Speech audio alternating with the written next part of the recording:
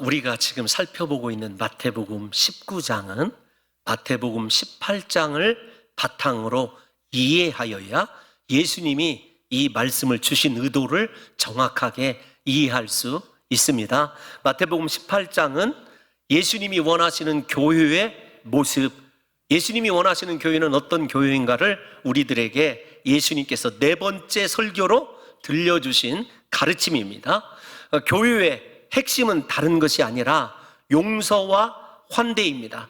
용서와 환대를 통하여 작은 자 한 사람도 실족하지 않는 교회, 또 다른 말로 표현하면 길 잃어버린 양 한 마리를 위하여라고 한다면 온 교회가 합심하고 또 협력하여 기도하는 귀한 공동체를 이루어갈 때에 그 공동체에 예수 그리스도께서 함께 하신다는 것을 우리가 분명하게 살펴보았습니다. 그리고 교회에 대한 가르침의 결론은 1만 달란트 탕감 받은 자의 비유입니다.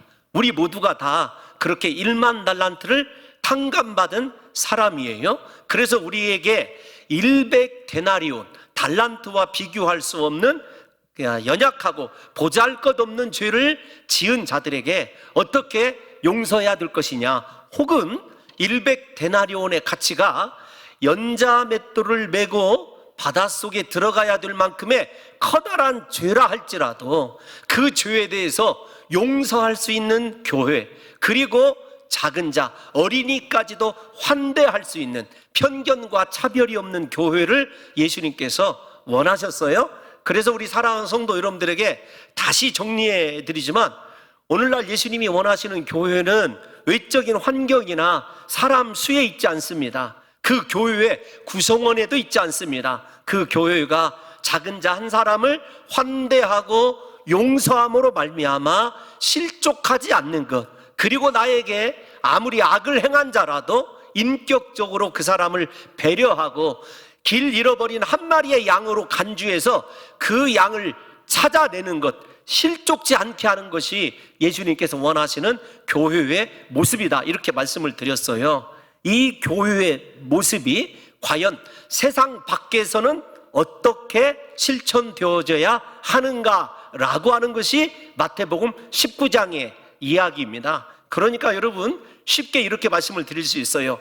교회 안에서의 거룩한 예배자의 모습이 마태복음 18장의 모습이라고 한다면, 그러면 그 예배를 토대로 우리가 세상 밖에서는 어떻게 살아가느냐라고 하는 모습을 보여주는 장이 19장입니다. 성경 말씀이 모두 다 중요하죠. 그런데 굳이 저에게 강약을 좀 구분해서 말씀해 주시라고 한다면, 저는 마태복음 18장도 중요하지만 실천할 수 있는 세상에서의 우리의 삶을 주님께서 교훈하시는 19장의 삶이 조금 더 중요하다, 이렇게 말씀드리고 싶은 욕심이 있는 것이 사실입니다. 사랑하는 성도 여러분, 그 19장의 첫 번째가 어떤 것이었냐면, 음행한 아내를 버리는 것, 예수 그리스도께서 일종의 이혼에 대해서 허용해 주시는 말씀이었어요. 그런데 그것이 신적인 허용이지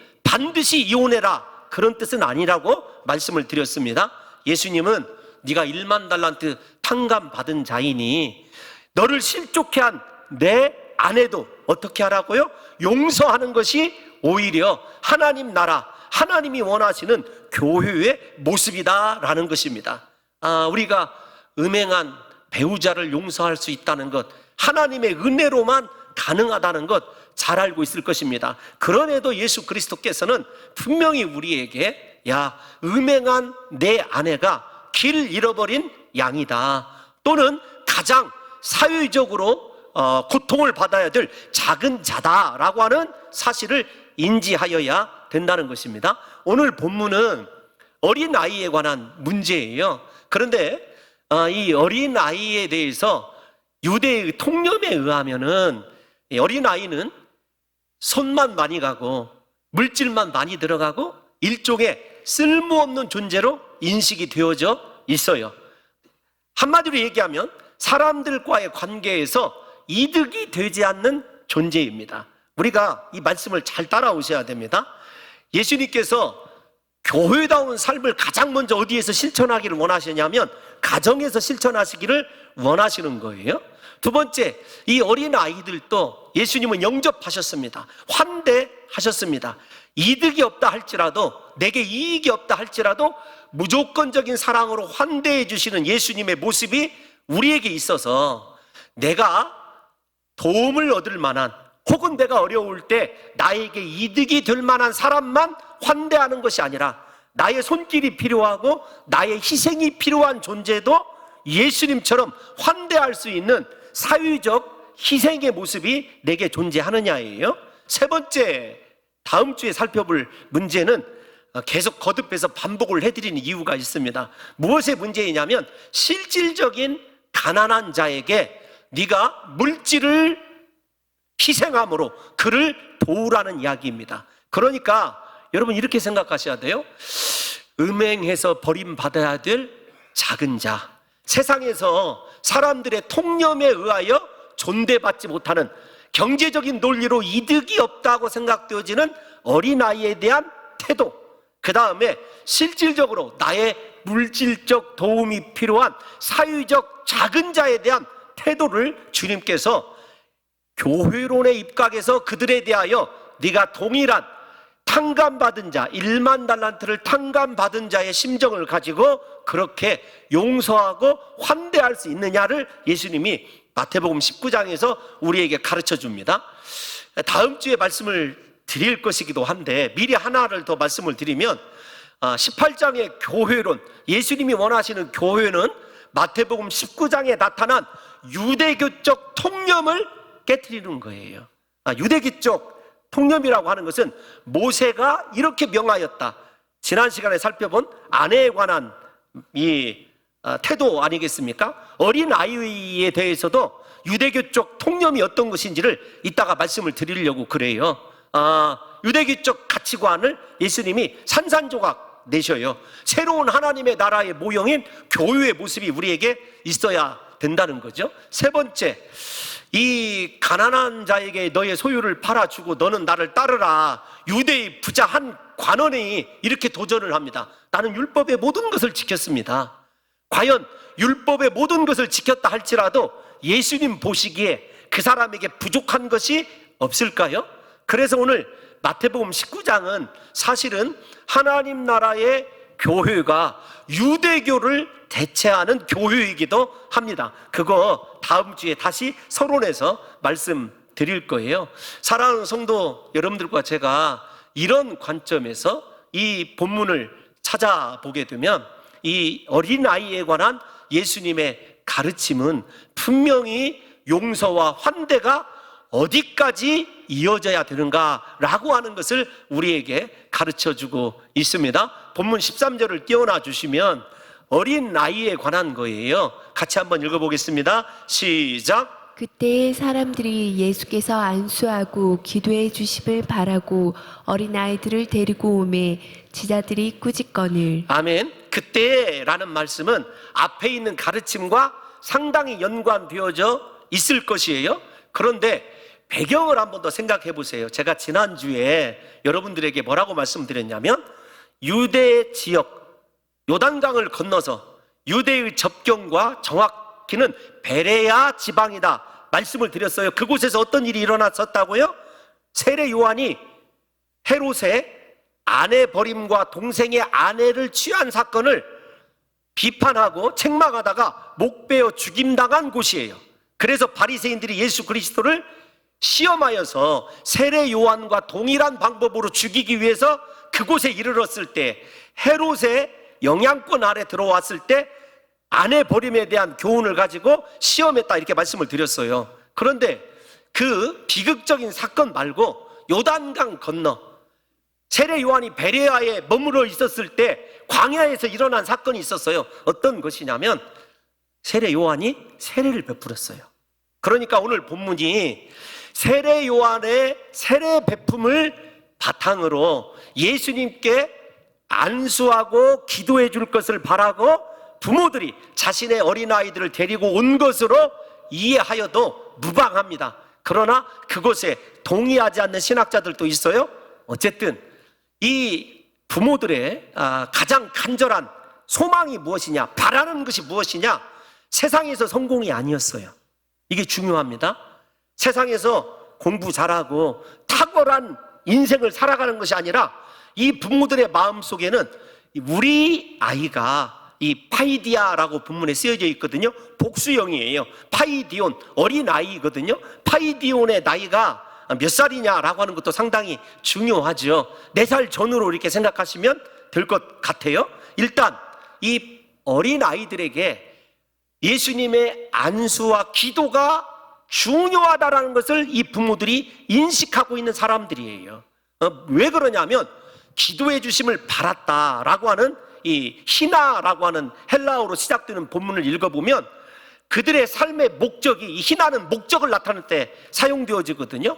어린 아이들의 존재 이유가, 목적이 달성되기 위해서는, 성취되기 위해서는 반드시 예수님의 안수와 예수님의 기도가 필요하다라고 하는 사람들의 확신이 배경으로 자리 잡고 있어요. 그러니까 우리 아이가 세상에서 공부 잘하고 그들의 꿈을 이루는 것이 중요한 것이 아니라 반드시 예수님을 통하여, 요한의 세례를 생각해 보십시오. 죄사함 받아야 되고 영혼 구원이 우선임을, 영혼을 구원받게 하는 것이 그들의 가장 간절한 목적이라는 것을 일단 아셔야 돼요. 우리가 이 본문을 이해하면서 여러분 자녀들을 향하여 바라는 것이 무엇입니까? 희나가 무엇이에요?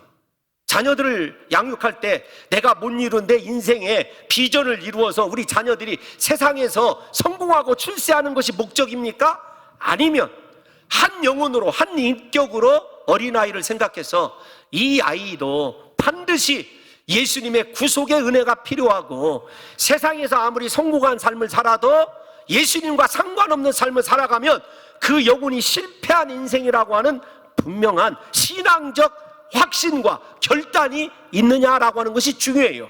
그래서 바라다라고 하는 희나는 아무데나 사용하지 않아요. 오늘 우리 사랑하는 부모된 우리가 먼저 생각해 봐야 됩니다. 나는 예수님에게 무엇을 바라고 있는가?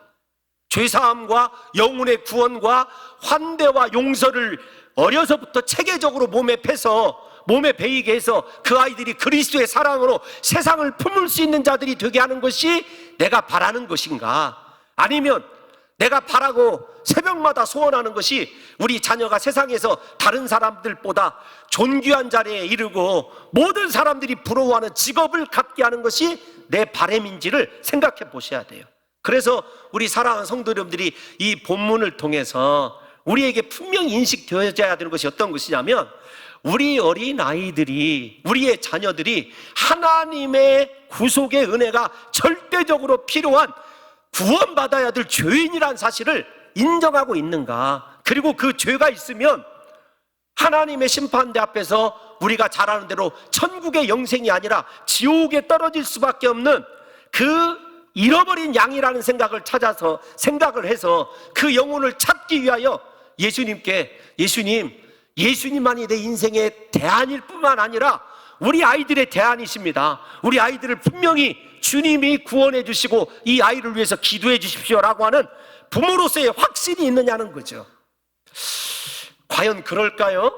여러분, 제가 그 아이들과 잠시 얘기를 해보면 우리 아이들이 이런 이야기를 해요. 어떤 이야기를 하냐면, 우리 아버지의 소원은 내가 이러이러한 사람이 되는 것이에요. 그러면서 충격적인 것은 중직자의 가정인데, 야, 신앙생활은 나중에 해도 된다 라는 것이었다는 거예요. 여러분, 과연 그럴까요? 예, 그럴 수도 있죠. 그런데 어린아이 시절부터 예수님께 삶을 드려지지 못하고 꿈을 이뤘다고 합시다. 여러분들의 자녀를 보세요. 꿈을 이룬 자녀들이 하나님을 얼마큼 섬기고 경배하고 있는가?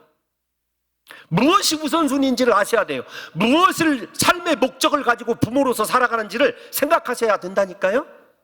근데 더군다나 13절 다시 띄워놔 주세요. 데리고 오매라고 하는 단어가 미완료 시제예요. 여기 미완료 시제라는 말을 제가 여러분들에게 너무 어렵지만 이렇게 이야기할 수 있어요. 끈질기게 데리고 오다, 계속해서 데리고 오다라는 뜻입니다.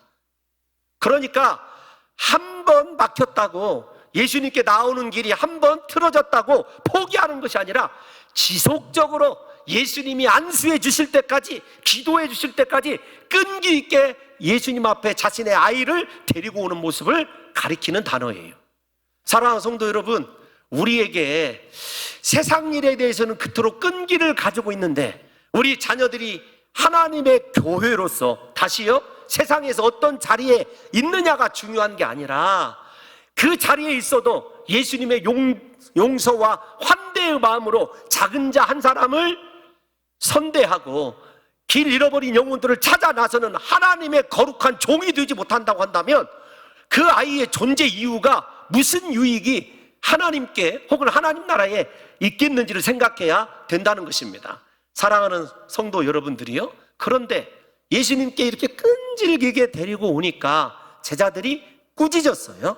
여기 꾸짖다라고 하는 단어가 참 재미있는 단어예요. 우리가 잘 아는 마태복음 16장에서 베드로가 위대한 유명한 신앙 고백을 하지 않습니까? 어떤 신앙 고백을 했죠? 주는 그리스도시요 살아계신 하나님의 아들이시니이다. 마태복음 16장 16절이에요. 그 고백을 들으신 주님이 음부의 권세가 이기지 못할 교회에 대해서 언급하셨어요. 그리고 나서 뭐라고 말씀하셨냐면, 처음으로 인자가, 예수님이 십자가의 순환과 고난을 당하고 사흘 만에 부활하실 것을 얘기했어요. 그럴 때 베드로가 예수님을 한쪽으로 데리고 가서 항변하고 꾸짖습니다. 그 단어예요. 그랬을 때 예수님이 뭐라고 말씀하셨냐면, 사탄아 내 뒤로 물러가라, 너는 나를 넘어지게 하는 자로다. 그 단어예요. 그러면 저 꾸짖다라고 하는 단어가, 헬라어가 그곳에만 그러느냐? 다른 공관복음에서는요, 심지어 귀신을 내어 쫓을 때 꾸짖는 그 단어가 쓰여지는 거예요. 그러니까 여러분, 제자들이 지금 그의 어린아이를 데려온 부모들을 꾸짖는 것은요, 하나님의 거룩한 나라와도 상관이 없고 유대교와도 상관이 없는 이런 것입니다. 자신의 이 어린아이에 대한 가치관이 얼마나 하나님 나라와 동떨어져 있는지를 분명하게 보여주는 단어예요. 왜 그 당시에 그러면 이 어린아이들에 대하여 그 부모에 대해서 그렇게 귀신을 내어 쫓는 것처럼 혹은 사탄의 앞잡이처럼 그렇게 꾸짖었는가라고 하는 것이 중요한 것 아니겠습니까? 제자들 입장에서 보면, 앞에서 서론에서 말씀을 드렸습니다. 그 당시 유대인들에게 어린아이들은 수에도 들어가지 않을 뿐만 아니라, 요즘 말로 쉽게 말씀드리면 물질적인 투자만 많이 필요하고 손만 많이 가는 존재들이에요. 귀찮은 존재들입니다. 요즘에서 어린이 인권, 권리, 대헌장 이런 말들이 등장하지, 예수님 시대에는 어린아이들이 굉장히 불쌍한 존재들이었어요. 뿐만 아니라 또 하나, 우리가 이 말씀을 이해하기 위해서는 앞에서 제가 이렇게 서론의 말씀을 드렸습니다. 유대교적 통념을 이해하셔야 됩니다. 어린아이들을 예수님께 데려오는 것을 왜 제자들이 꾸짖었는가 하면은, 제자들은 아마도 경제 논리로 대응을 한 것 같아요. 이 아이들은 별로 우리의 사역에 도움이 되지 않는다, 손만 많이 간다. 뿐만 아니라 조금 더 인간적으로 최대한 제자들을 변호해보면 이런 거예요. 우리 예수님 너무도 바쁘신데 너희들에게 기도해 줄 시간도, 그 다음에 열정도 모자란다는 것이죠. 너희들에게 안수해 주고 기도해 줄 것 같으면 오히려 장성한 사람들 도와주고 기도하는 것이 제자들의 이 공동체 살림을 유지하는데 훨씬 더 유익하다고 생각할 수도 있습니다.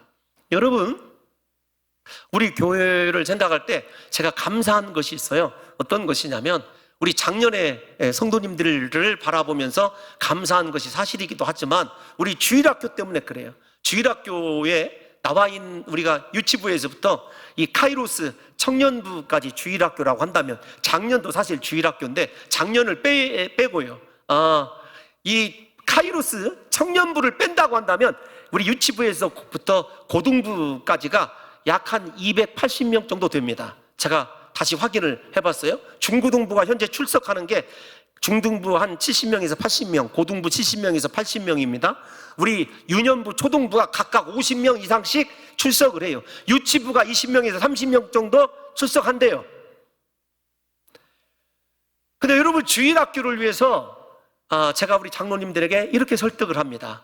우리 5년 정도밖에 시간이 없습니다. 주일학교를 위해서 이번에 그 각 부서에 예산을 세워놓고도 예비적인 예산을 1억 정도를 더 세워놨어요.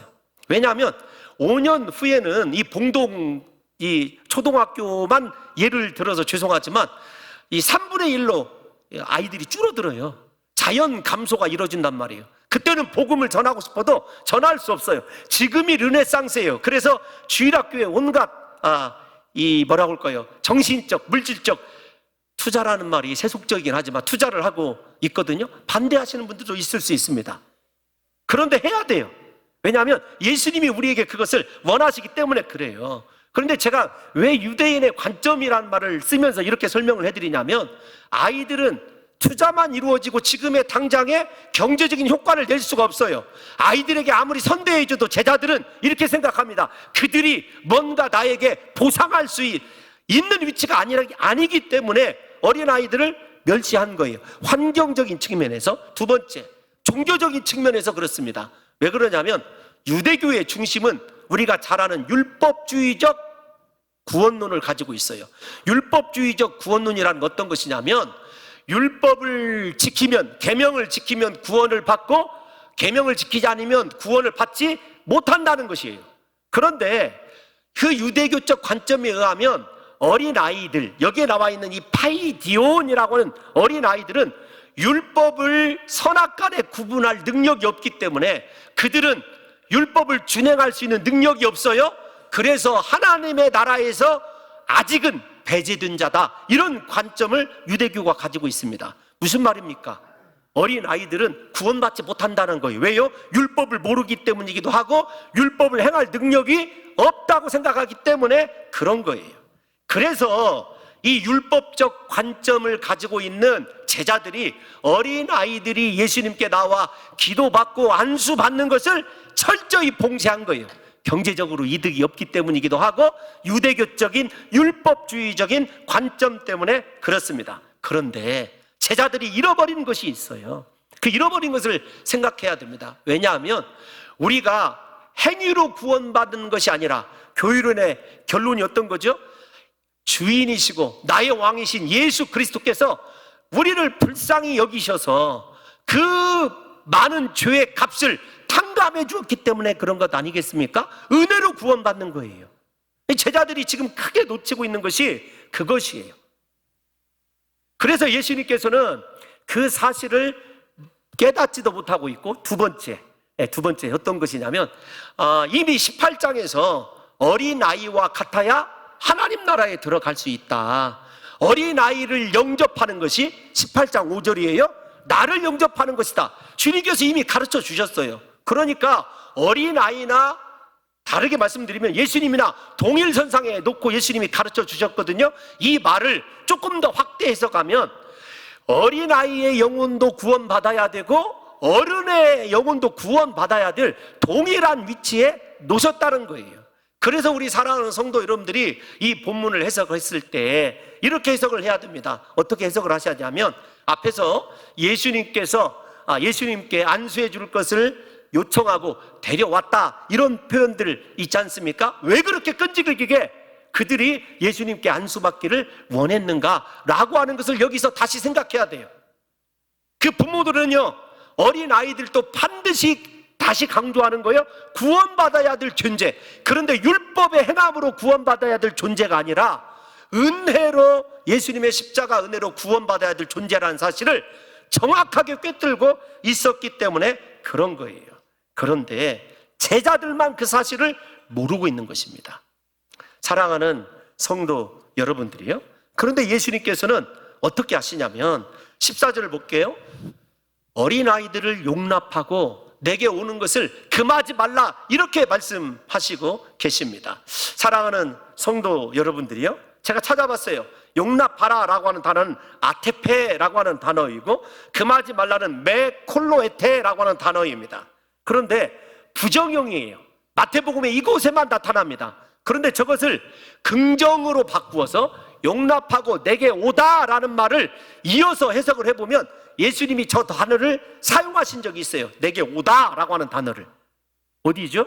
마태복음 11장 28절. 그 말씀도 유명한 말씀 아닙니까? 수고하고 무거운 짐진 자들아 다 내게로 오라. 여러분, 그 초청이에요. 예수님의 초청. 그 긍정적인 초청을 부정형으로서 예수님께서 단호하게 얘기한 거예요. 어떤 것이냐면 어린아이들도 인생에 죄짐이 있다는 것입니다. 예수님만이 그들의 유일한 구주 되신다는 것을 분명하게 가르치고 있는 거예요. 사랑하는 성도 여러분들과 저도 왜 예수님께 나옵니까? 우리 인생의 무거운 짐을 그분께 맡기기 위해서 나온 것 아니겠습니까? 어린아이들의 무거운 짐은 무엇일까요? 그들의 인생을 예수님께 맡기고자 하는 부모의 신앙을 우리가 생각해 봐야 한다는 거예요. 사랑하는 성도 여러분들이요, 어린아이가 되었든지 우리가 장년 성도가 되었든지 우리의 죄의 짐을 해결해 줄 수 있는 분 예수님밖에 없기 때문에 이 사람들은 끈질기게 예수님만이 구원의 소망이고 예수님만이 우리 자녀의 인생의 목적이기 때문에 그토록 간절한 마음을 가지고 예수님께 나온 것입니다. 사랑하는 성도 여러분, 예수님이 어떻게 하셨죠? 그들을 환대하셨어요. 그들을 영접하셨습니다. 사랑하는 성도 여러분들이요, 예수님께 나오다라는 단어가 마태복음에서 얼마나 중요한지를 여러 차례 말씀을 드렸어요. 예수님께 나온 병자들 다 고침받았습니다. 예수님께 나온 사람들 죄에서 사함받고 구원받았습니다. 예수님께 나온 사람들 인생의 방향이 달라졌어요. 그러니까 여러분, 이 부모들은 우리 자녀들을 책임질 수 있는 분이 부모인 내가 아니고 예수님밖에 없다라고 하는 확실한 믿음이 그들에게 있었던 거예요. 오늘날 우리에게 그런 믿음이 있는지를 한번 생각해 보십시오. 다시 말씀을 드리지만 예수님께 나아오고 예수님은 우리를 누가 되었든지 영접해 주시고 회복시켜 주신다는 것이 마태복음의 중요한 주제라니까요. 사랑하는 성도 여러분, 이렇게 중요한 구속사적인 예수님의 사역을 오히려 누가 방해하고 있어요? 제자들이 방해하고 있던 것입니다. 이 방해하는 제자들을 향하여 예수님께서 어떻게 반응하셨는지를 이 본문과 동일한 이 본문인 마가복음 10장 14절 한번 읽어보겠습니다. 시작. 예수께서 보시고 노하시어 이르시되 어린아이들이 내게 오는 것을 용납하고 금하지 말라. 하나님의 나라가 이런 자의 것이니라. 아멘. 마가는 제가 어떤 단어를 설명하기 위해서 그럴까요? 분노하셨어요, 예수님께서. 그래서 성경을 한번 여러분 사복음서를 한번 기억해 보세요. 예수님이 어느 때 분노하셨죠? 요한복음에는 2장, 공관복음에는 끝에 가보면 성전 정화 사건이 일어납니다. 성전 정화 사건이 어떤 것이죠? 예루살렘 성전 안에서 비둘기를 상에다 넣고 팔고 돈을 환전하고 재물을 바꿔주던 그 모습을 예수님이 분노하시면서 노끈으로 채찍을 만드셔서 상을 둘러부시고 분노하셨던 적 기억을 하셔야 됩니다. 저 단어가 쓰여져 있어요. 그러니까 성전을 더럽힌 사건이나 이게 중요한 의미예요.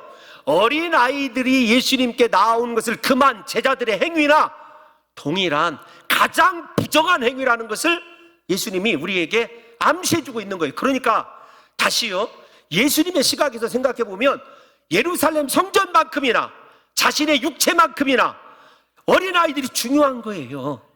사랑하는 성도 여러분들이 이렇게 어린아이들의 영혼에 대한 중요성을 인지하며 살아가고 있는지를 생각해 보셔야 한다는 것입니다. 뿐만 아니라 다시 말씀을 드리지만 우리가 교회론의 첫 번째가 예수 그리스도께서 어린아이를 환대하라, 영접하라, 그것이 곧 나를 영접하는 것이다 가르쳐 주셨어요. 어디예요? 마태복음 18장 5절에. 그러면 우리가 마가복음에서는 뭐라고 하는지 한 번 더 마가복음 9장 37절을 읽어볼까요? 시작. 누구든지 내 이름으로 이런 어린아이 하나를 영접하면 곧 나를 영접함이요 누구든지 나를 영접하면 나를 영접함이 아니요 나를 보내신 이를 영접함이니라. 어린아이 하나를 환대하는 것이 하나님을 환대하는 거예요. 다시 말씀을 드리지만 어린아이라고 경제적인 효과가 떨어진다고 혹은 그들의 영혼이 좌우 율법에 대해서 선악을 구분하지 못한다고 착각하면 안 됩니다. 우리 자녀들을 어린아이 때 예수님께 데리고 나와서 말씀을 듣게 하고 예수님의 안수가 필요하고 예수님의 가르침이 필요하다는 인식을 오늘 우리 사랑하는 성도들이 분명히 하셔야 돼요. 이 자리에 계신 성도님들 가운데서도요, 분명히 우리 아이들, 자녀들 세상 말로 번듯하게 잘 양육하신 분들이 있을 거예요. 그런데 그들이 신앙생활을 지금 어떻게 하고 있습니까? 사랑하는 성도 여러분, 제자들의 본분이 무엇이냐고요. 제자들의 본분은 세상 어느 누구라도 예수님께 나와서 말씀을 듣고 고침받아야 되고 회복되어야 된다는 사실을 정확하게 인지하고 누구든지 예수님께로 오라고 초청해야 되는 것 아니겠습니까? 예수님이 그렇게 수고하고 무거운 짐진 자들아 다 내게로 오라고 말씀하셨기 때문에 모두 다예요. 그런데 자신들의 옛 자아와 사고방식에 매여서 예수님께 나온 사람들을 꾸짖어 내쫓는 어리석음을 범하는 것, 하나님 나라의 문을 닫아버리는 것, 이것이 그 부모나 어린아이들을 실족해 하는 행위라는 것을 예수님께서 지금 직시하고 계신 거예요. 다른 사람이, 여러분, 그 다른 사람이 이웃이 아닙니다. 우리 자녀가 하나님께 복음을 듣고 말씀 안에서 새로워지고 분명히 구원받아야 되는 존재라는 사실을 인정하고 그 아이를 하나님께 내려와야 되는데, 얘야, 신앙생활은 나중에 해도 된다. 너 지금은 학원에 가야 된다. 그렇게 가르친 부모가 바로 그 작은 자 한 사람을 실족해 한 본인이라고요.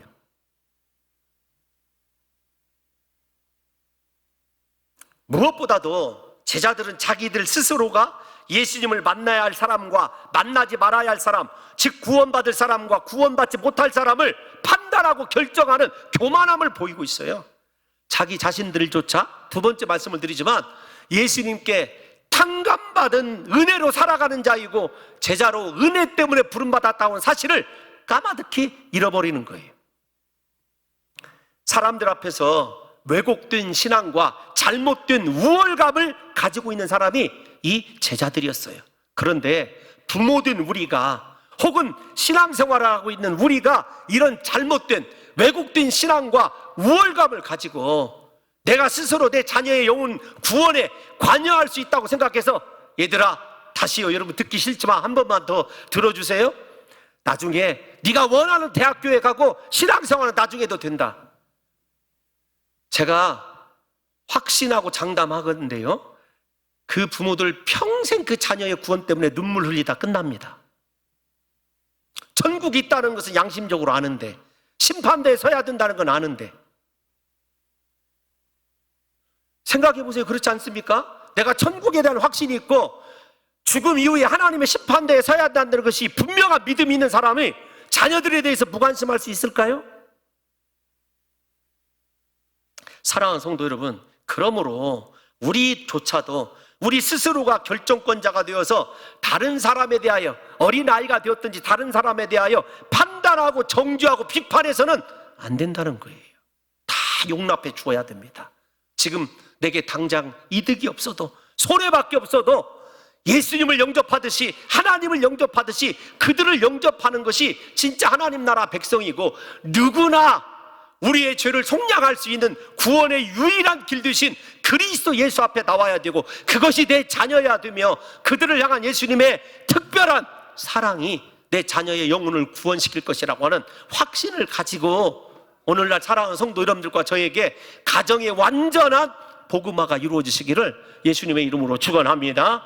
사랑하는 성도 여러분, 확대해서 말씀드리면 우리 누구도 다른 사람의 영혼에 대해서요 가타부타해서는 안 됩니다.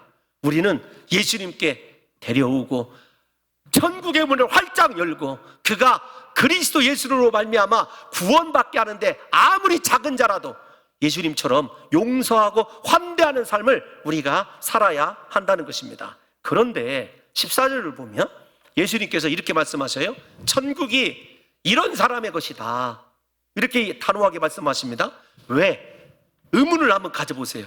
천국이 어린아이의 것이다, 이렇게 말씀하지 않으셨을까요? 이런 사람의 것이다. 천국은 어린아이들만 가는 것이 아니라 성인도 가기 때문이라고 그렇게 단순하게 생각하지 마시고요. 천국이 이런 사람의 것이다. 왜 직접 어린아이라고 얘기하지 않고 이런 사람의 것이니라 라고 하는 말을 쓰셨을까요? 교유론의 첫 시간에 말씀드린 대로 어린아이들의 특성 때문이기도 합니다. 그런데 이런 사람의 것이다 라고 하는 단어가 어디에 쓰여 있는지 아십니까? 예수님의 첫 번째 설교인 산상설교. 심령이 가난한 자는 복이 있나니 천국이 이런 사람의 것이다 라고 하는 첫 번째 복과 마태복음 5장 3절이에요. 그 다음에 마태복음 5장 10절을 보게 되면 의를 위하여 박해를 받는 자는 복이 있나니 천국이 이런 사람들의 것이다 라고 하는 이때 팔복에 쓰여져 있는 단어가 이 단어예요. 그러니까 여러분 생각해 보십시오. 어린아이 같다 라는 말을 우리가 조금 끌어들여서 이런 사람과 같다라는 말을 생각해 보면 어린아이의 특성이 어떤 것이냐면 다른 것 아닙니다. 그에게는요 부모만 있으면 만족이에요.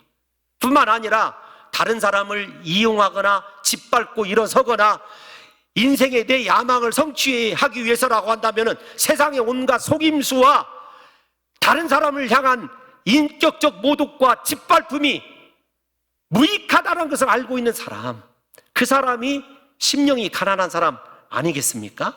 사랑하는 성도 여러분, 어린아이들의 순수하고 깨끗한 마음이 바로 심령이 가난한 사람이에요. 그러므로 어린아이들처럼 아무것도 내세우지 않고 자기 스스로의 삶을 유지할 수 없기에 하나님만 바라보는 삶, 그 사람이 심령이 가난한 사람 아니겠느냐고요. 천국이 그런 사람들의 것인 거예요. 사랑하는 성도 여러분, 다시 우리 어린아이들을 생각해 보십시오.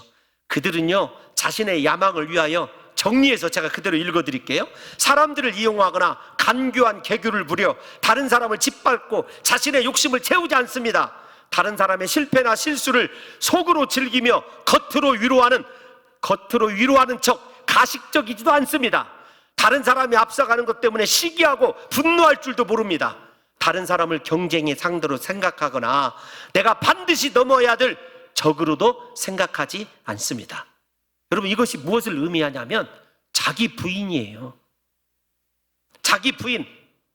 나는 내 힘으로는 도저히 구원받을 수 없는 죄인임을 인정하는 것이 가난한 심령의 대표적인 것 아니겠습니까? 그러므로 사랑하는 성도 여러분, 어린아이 같이 혹은 이런 자 같은 사람은요 자기의 스스로의 공로도 자랑할 것이 없음을 깨달아 오직 하나님 앞에 주여 나를 긍휼히 여겨주소서, 나를 불쌍히 여겨주옵소서, 나를 치유하여 주옵소서, 하나님 앞에 가장 낮은 자세로 설 수 있는 그 사람이 이런 자의 범위에 속하여 있는 것이죠.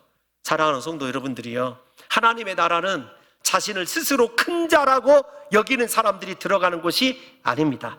자신을 거기에 들어갈 자격조차 없다고 여기는 그러한 사람들, 심령이 가난한 사람들, 어린아이와 같은 사람들이 천국에서 큰 자가 된다는 사실을 예수님이 이 말씀을 통해서 가르쳐주고 있는 거죠. 부디 우리 성도 여러분들이 한번 생각해 보셨으면 좋겠습니다. 나는 우리 아이들에 대한 영혼을 어떻게 생각하고 있는가?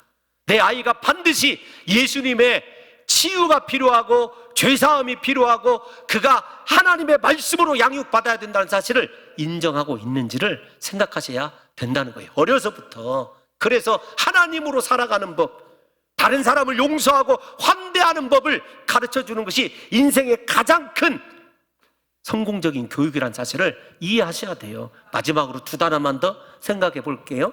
여러분 15절을 보면 안수하시고 떠나가셨다 이렇게 이야기를 합니다. 그런데 안수하시다라고 하는 단어가 13절에서도 나와요. 그런데 그 안수하다라는 말이 손을 들어서 예수님께서 그들의 머리 위에 얹으시다 이런 단어예요. 헬라어도 길어요. 제가 써보니까 에피데이스타스 케이라스예요. 이거 저도 몰라요. 지금 다시 해보라고 하면 모릅니다. 그런데 예수님이 손을 얹었다라는 말인데 이 단어가 어느 때에 쓰여지냐면 마태복음 9장에서 회당장, 이름이 마태복음에 안 나와 있습니다만 야이로의 죽은 딸을 살리실 때 예수님이 가셔서 손을 얹은 부분이에요. 중요합니다.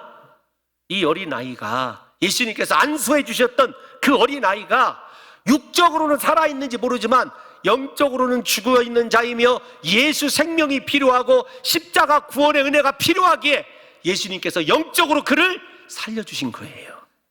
사랑하는 성도 여러분, 이렇게 영혼이 살아야 될 은혜를 예수님께 나온 어린아이들에게 예수님께서 조건 없이 베풀어 주신 사랑의 주님임을 이야기하고 있는 것 아니겠습니까? 또 하나, 우리가 13절로 가십시오. 마지막이에요. 안수하고 기도해 주심을 바랐다. 여러분, 기도라는 단어를 한번 생각해 보세요.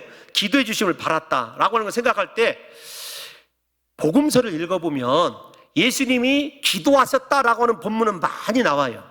그런데 제가 한번 세분화시켜서 여러분들에게 질문을 드려볼게요.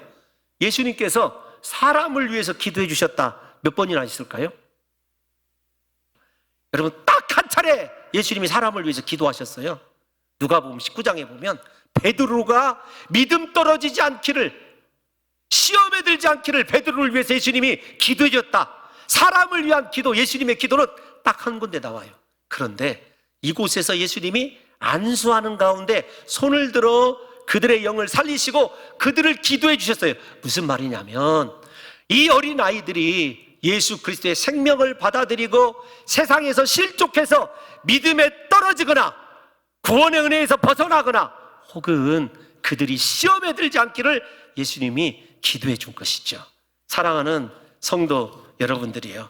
오늘 우리 사랑하는 성도 여러분들과 제가 예수님께 나와서 우리의 삶을 온전히 그분께 맡기듯이 우리 사랑하는 자녀들 지금 너무 늦지 않게 예수님께 나와서 복음을 듣고 하나님 나라를 소유하고 예수님의 기도대로 그들이 믿음에서 떠나지 아니하고 하나님 나라에서 떠나지 아니하고 인생 예수 그리스도를 부인하는 시험에 들지 않도록 오직 예수 그리스도의 은혜만을 목적 삼고 하나님 나라와 교회를 위해서 용서와 환대의 그리스도의 사랑을 실천할 수 있는 거룩한 제자들로 자랄 수 있도록 사랑하는 성도 여러분들과 제가 오늘부터 자녀들을 위하여 더욱더 축복해주고 기도해줄 수 있는 복된 성도들 되시기를 예수님의 이름으로 축원합니다.